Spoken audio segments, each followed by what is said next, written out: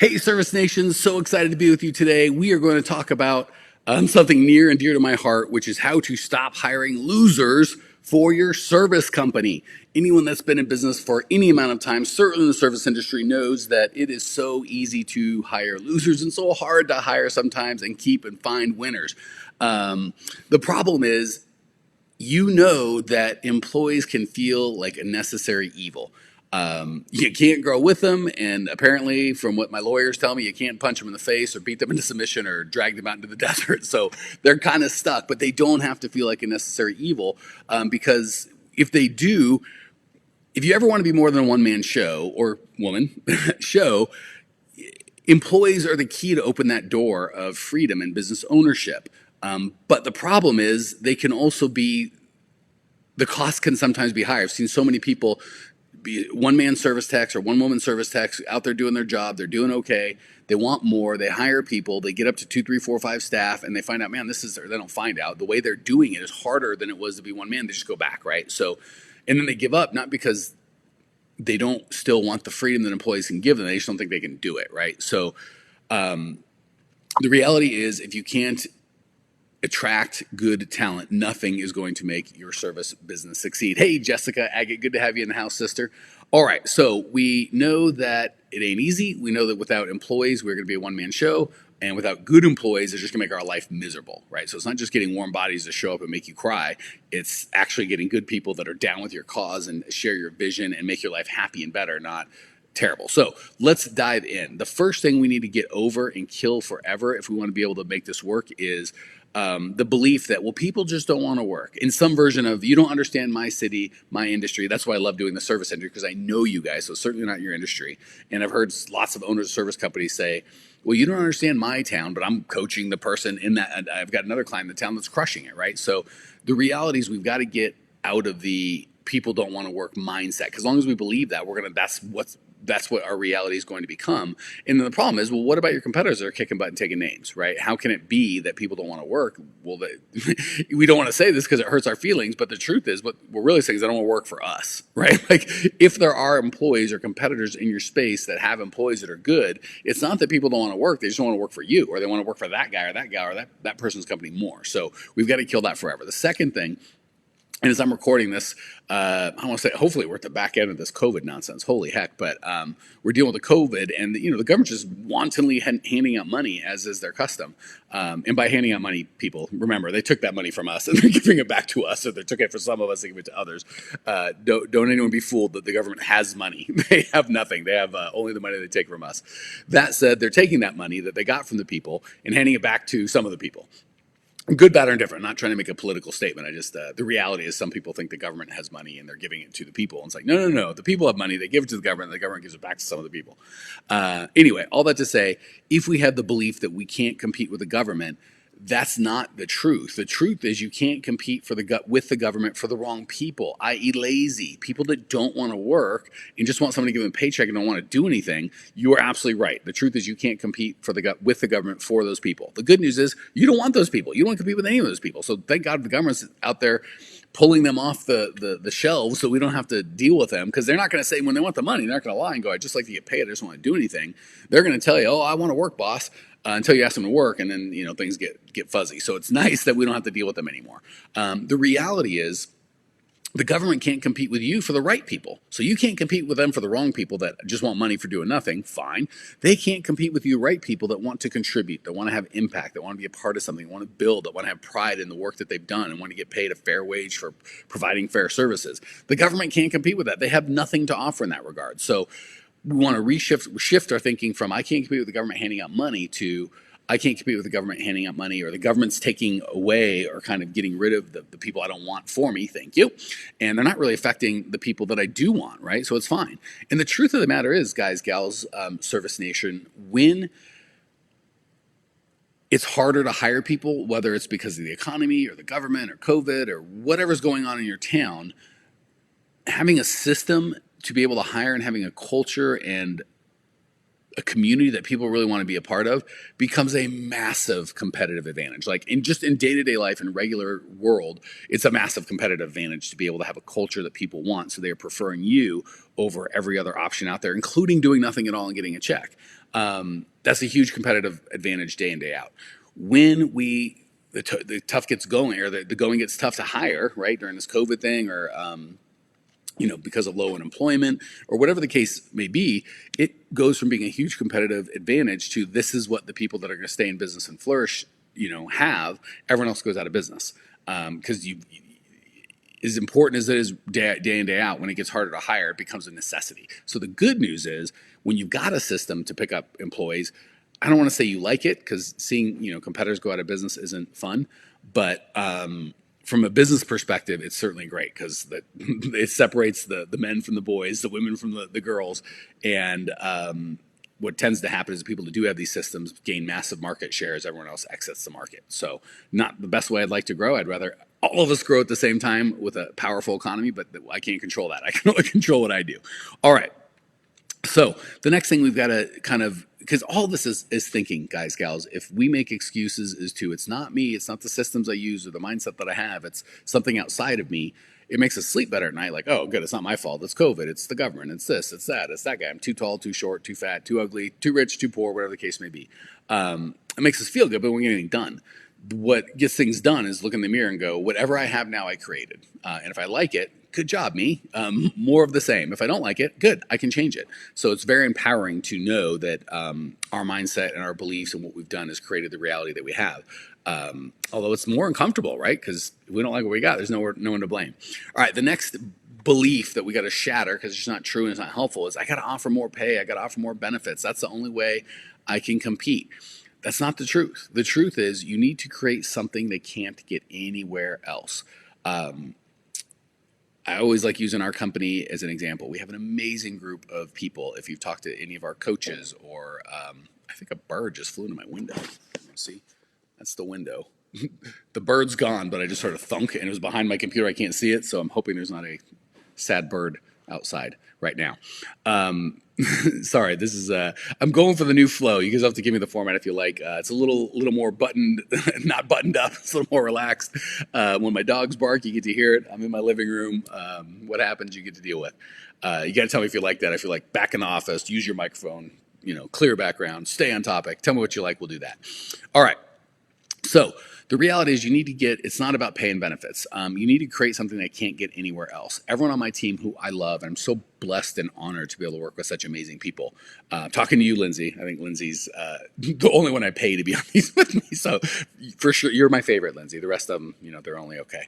I'm guessing if any or all of them were just in it for the money and they looked real hard, or maybe not even that hard, if they just wanted money, I'm sure they could all find a job making more money. And again, please don't hear me saying underpay your people. I like to think that we pay our people maybe 10% above what they could get average elsewhere. But if they're like, I just want the money, I want to get the top money I could earn, they could probably all go earn more money somewhere else. I got a cry laughy face. That might be from Lindsay. I don't know if she's laughing of happiness or laughing of tear going, I could be making more money. Why didn't you tell me this? What's going on here? But I like to believe the reason that everybody on this team is on this team, and they're all very talented people that have lots of skills and no lack of opportunity in the marketplace for them to be employed. I think they're here because they love you guys and gals. They love serving owners of cleaning companies. They are down with the mission that we do. So no one else can compete with that. Even if they pay more, they might go somewhere and be able to get more money, but they can't change lives like we change here. They can't have the fun that we have. I like to think that we have fun. I'm a bit of a pain in the ass as well, so we'll let them speak for themselves how much fun versus ass pain it is. But there's an experience they can't get anywhere else, right? So we need to move from I have to have the most money and the most benefits, which we're always going to lose, right? Same with I got to be the cheapest. Well, someone else will be cheaper and go out of business to be cheaper. Same thing. You can always go out of business to pay more, So what we want to do is pay fair, maybe even a little better than fair, but not the absolute top. And we want to make sure that people are here because they want to be a part of what we offer, which is no one can compete with that, right? So no matter how much I pay everyone on my team, someone else could always offer them more. But I don't know that anyone else could say you have the opportunity to change lives and spend time with the coolest people ever. And you're going to spend a lot of your life doing it. You might as well look forward to it, hopefully. And feel free to jump in and Lindsay go, I do not look forward to it. I hate Mondays. But you got to create a unique situation for them that they can only find with you, right? And then, of course, you're going to pay them fair, but it's not about the money. All right. Another belief, and this is a killer, this will absolutely crush you, is hiring has to be awful and I must hate it. There's a law out there that says hiring sucks and it's got to be terrible. If you have that belief, man, oh man, are you setting yourself up for not a great life as a service business owner. The reality is chasing the wrong people, trying to herd cats is awful, right? You know, and yeah, you would hate that or be a psychopath. Those are the only options. Any sane person would hate getting a bunch of applications and calling a bunch of people that aren't qualified and begging them to come in. And I can't do it here. And what about there? And can we reschedule? I'm going to be late. And that guy didn't show up. It is mind-numbing, brutal work. Nobody wants to do it. But we feel like it needs to be done, so we do it as little as possible. And we always underhire because as soon as we get the bare minimum we feel that we need, we're like, that is such a miserable experience. I'm going to stop now. Even though I know it's going to mean I'm going to have to hire sooner or later, forget it. I'll do anything I can do to get out of the pain right this very second of hiring. That's the money. So, or that's the belief that's killing you. It's not the money. It's the anti-money. But understanding that belief and fixing it, that's the money. So when you have a system that brings the right people to you, so there's lots of key words in there I want to make sure you heard. System, right? And the system's not me working my tail off. It's a system working without me. So when you have a system that brings, right? There's a difference between me going out and getting. I always joke with our clients, like, raise your hand if I called you and was like, hey, Jessica, buy my crap. I'm a great coach. Give me some money. And no one raises their hand because I don't do that. I wouldn't even know how to do it. We have systems that bring qualified people that need our help to us, and then we sift and sort and decide who we want to help. And that's what we want to do for you. Same in marketing for clients, same in marketing for employees, right? We have a system that brings the qualified people that are excited to be a part of our team to me. I don't go chasing. That's what we need. So you need a system that brings them to you. So system is the first word, brings is the second word, the right people to you, right? If I get a bunch of, homeless people show up, no offense, homeless folks, I just probably don't want you on my team at this point in your life. That's not fun, right? So you need a system that brings the right people to you and does the chasing for you. So you only deal with people that actually show up and are really excited to have the job. When you're able to transition from chasing and hiring and begging to sitting and waiting and getting to talk to nice people that want to work with you, it actually gets to be fun, right?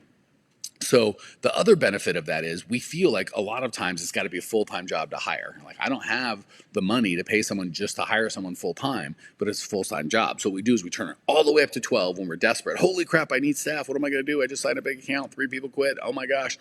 We drop everything like it's emergency, just hire. And it's miserable. And we hire until we have the bare minimum people we do. And we're like, thank God that's over. And then we quit. And that makes it feel like I need a full-time job person to do this all the time. That's not the case. You need a full-time system to be working that all the time. And then you can have a human leverage that big system that gets big results with very small amounts of time, right? So if your system calls through dozens of crappy applications, if your system is for you to call through dozens of crappy applications, try and set appointments with feral cats, that's a full-time job and it's a one-way ticket to crazy town. You are not, it's not a sustainable life. And if it is, God have mercy on your soul. The truth is, if your system gets them to disqualify themselves, and only the qualified people show up at that point in time to you, so you don't go to them, you don't beg, you don't chase, you don't call, you don't text, you don't email, you don't do anything. And I'm not saying texts and emails don't go out. I'm saying you as the owner don't do this stuff, or your employees don't do it. Automated systems do it, and they just show up, and there's a group of them, and they're competing. We're like, holy crap, there's like 4 or 5 people that want this job. He says there's only 1 or 2 jobs. That really puts you in a nice spot. And believe it or not, it turns it from a chore and this thing that you're constantly doing hate, like poison as well you should, to something we kind of look forward to. Like, it's fun. I can't wait to see who I'm going to meet this week, right? And it's handoffable, right? The other beautiful part about that is when you have that system and you're out of town, the system can crank, right? You can still have somebody else run all of these pieces. You don't have to be there. You can kind of insert yourself or remove yourself from various stages of the system, put as much or as little of your own time in as you like. Okay. Here's the last belief that we've got to shatter if you're ever going to have a full staff and be happy and not have to worry about it and shift from you competing for the best employees and losing to the best employees competing to be with you. And that's the magic when you've got more qualified people coming in than you can even handle. So you go from, I've got 6 people and I need 12, and I'm working the tail off the 6 people I got, and I'm begging anyone because I'm suffering from Warm body syndrome. I'll beg anyone to show up. We move to, we've got a bunch of we've got the 12 people that we need already on our team, and we're interviewing the next A players for later, and we've got more of them than they can get in, right? It's the difference between the nightclub with the doors wide open and 6 people inside looking awkward versus completely full on the inside and a line around the block on the outside. That's what we need to move your business to, is a line around the block. All right, and again, you do the old joke, right? When there's a line around the block, they're like, hey, only the good looking people, or only the rich people, or only the people we think are going to affect our business positively can get in, right? If there's just six lonely people inside looking awkward, you'll let anybody in, right? And it's kind of a self-fulfilling prophecy. All right, so we've got to, here's the last thing. If you're writing stuff down, write it down in big letters and cross it off and put a dagger through it. I'm fully staffed. That belief we got to kill, we got to let it go forever. The truth is, people quit in bunches. You get new jobs. People get pregnant, go on vacation, move, get sick. Spoiler alert, if you've got a decent, if you got one person, maybe not, but if you get a team of 10, 20, 30, 50, some of the people you have suck, right? Here's another thing. Knowing that you have no hiring system and there's not a better person waiting for their job makes them suck even more, right? And can even make the good people kind of suck. So we've got to kill this fallacy of I'm fully staffed. As long as we believe that, and we don't have a hiring system, I'll just turn my hiring system on when I'm quote unquote looking for someone. But I've said it 1,000 times. The best time, the only time to be effectively hiring is 3 weeks before you need somebody. If you need somebody today, you got to start a little bit ago. Period. And we want to get that system. And Jessica knows on here, she said, hey, she's doing a great job of creating a system, but it takes a while, right? Version 1.0 of your system ain't great. Not just Jessica or mine or anybody, nobody's. But sometimes we get it right in version 2 or 3. Sometimes it takes 6 or 7. Some people can get it done in 2 or 3 weeks. Sometimes it takes 2 or 3 months. All that's fine. But if you don't have a system and you're not moving towards something, it'll never get done. So the beauty of all this is, and I think we've talked in previous exercise about the specific logistics of how to do it, but you want to set up an entire funnel where people are like, I want to be a part of that. These are the people I want to be with. This is how I want to feel when I go to work. And you can do that with your hiring ad, with your website, with your interview process, with your onboarding process, when they interact with the other employees, with the training process. All of that can point to, everyone here is just for the money. Shut up, sit down and cash your check. Or we are all here because we share a vision and it's important to us, and this is a special place and a special community, and we want to be a part of this community. We don't want to leave anything. Jessica says consistency, and she could not be more correct. All right, the good news is, if you get this correct, or when you get this correct, you get to move your time to the fun stuff. So first of all, you kill this beast of I hate hiring, I don't want to do it, it sucks every time I do it, and I don't do it often enough, to I just do it a little bit all the time, and it's a lot of fun because I'm not chasing weirdos that aren't a fit. Good people that want to be a part of me are chasing me. It's the power of marketing, guys, gals, whether it's customers, employees. You put out a message and a marketing thing that's attractive, and you understand their pain, right? And employees' pain. Everyone else says the same thing in their hiring ad, like, hey, fast-growing company is looking for energetic people for paid trading and a great work environment. So when you say that, everybody ignores it because it's the same message, right? So that then they just go for the most money and you get the wrong person.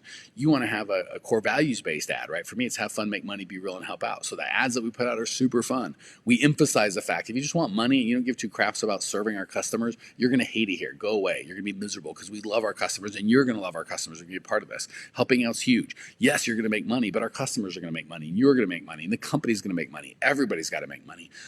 We are real here, right? What you see is what you get. If you want to put on a mask or be fake or kind of hold people at bay, that's fine. There's nothing wrong with that. You will not be a fit here. We want the real, Mariana and Jared and Lindsay and who else have we got? Apple. We want the real everybody, right? Help out, make money, have fun. Make money, have fun. I think that was all of them. Help out, be real, have fun, and make money. Yeah, we got them. Anyway, the everything we communicate is so steeped in those core values. The people that don't share that aren't interested. But the people that do want to be a part are like, holy crap, do we want to be a part, right? They really want in. So once you get this right, hiring becomes fun. It doesn't take a bunch of time. You can move on to the much more fun stuff, which is keeping the team that you have motivated and excited, which attracts clients, which is a lot more fun, which gives you confidence, and it's just a positive spiral going the right direction. So if you are picking up what we're laying down, this is scratching where you itch, you're like, I want more. I want to be a part of Grow My Service Company. Go to growmyservicecompany.com. All the free and cool stuff we have is there.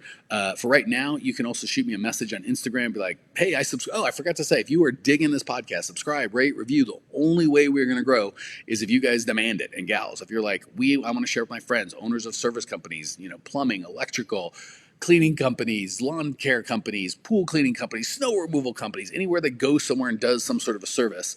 If they want to grow their company and build something and you want to help them, turn them on to the show. If you do that, just message me on Instagram, subscribe, and I will get you a free copy of my book, I'm a Freaking Genius. Why is this business so hard? If you want to join our Facebook group, subscribe to our podcast or YouTube channel. Be aware of my new book coming up. I think we're going to do it for shipping only for some of you guys. If you want all that stuff, just go to growmyservicecompany.com. You get everything we need. That's it. Love you. Appreciate you. Hopefully you got some value. Reach out and let me know how we can serve you and make your life better. We're here for you, Service Nation. Talk soon.